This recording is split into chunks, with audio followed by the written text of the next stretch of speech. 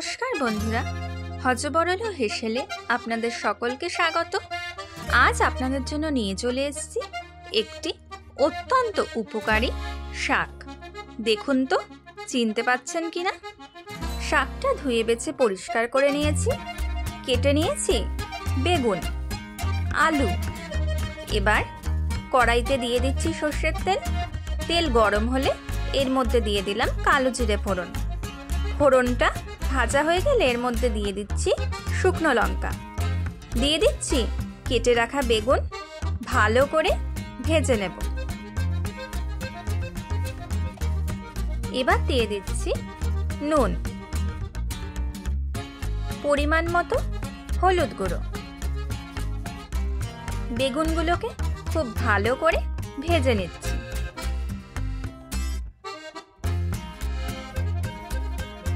বেগুনগুলো ভাজা হয়ে গেছে। এবার এর মধ্যে দিয়ে দিলাম কেটে রাখা আলু। ভালো করে মিক্স করে নেব। 5 মিনিটের জন্য কভার করে দিচ্ছি। 5 মিনিট পর দেখতেই পাচ্ছেন আমাদের বেগুন আর আলু সেদ্ধ হয়ে গেছে। এবার এটাকে কড়াই থেকে তুলে নিচ্ছি। সেম কড়াইতেই দিয়ে দিচ্ছি সামান্য তেল। এবার ব্লাঞ্চ করা আমাদের বেতো শাক দিয়ে দিলাম কড়াইতে। আশা করি এতক্ষণে আপনারা বুঝেই গেছেন যে এটা বেতো শাক। একটি অত্যন্ত উপকারী শাক কিন্তু এটা। আশা করি আপনারা সবাই জানেন। বেতো শাকটা এবার ভালো করে ভেজে নিচ্ছি। এর মধ্যে দিয়ে দিচ্ছি সুগার ফ্রি পাউডার। আপনারা চাইলে চিনি দিবেন। দিয়ে দিচ্ছি পরিমাণ মতো নুন। খেয়াল রাখবেন আমরা বেগুন ও আলুতেও কিন্তু নুন দিয়েছি। দিয়ে দিচ্ছি সামান্য হলুদ। এবার সব কিছু ভালো করে মিক্স করে নিচ্ছি।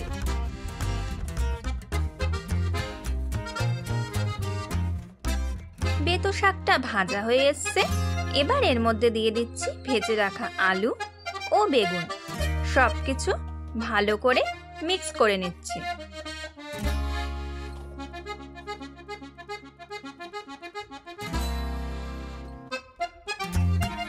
ঢাকা দিয়ে দিচ্ছি 10 মিনিটের জন্য। 10 মিনিট হয়ে গেছে। দেখতেই পাচ্ছেন আমাদের শাক থেকে কিন্তু তেল ছেড়ে দিয়েছে।